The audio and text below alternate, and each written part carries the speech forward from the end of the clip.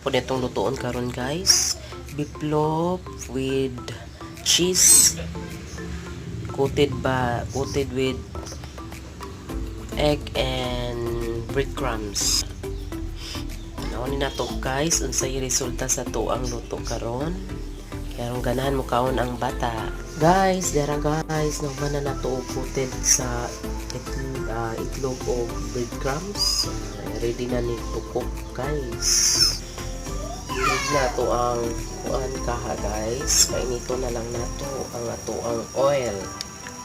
Dara guys, ito na yung luto.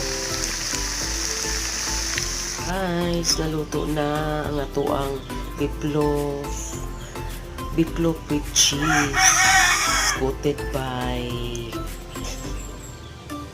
egg and breadcrumbs. Ready to serve na guys.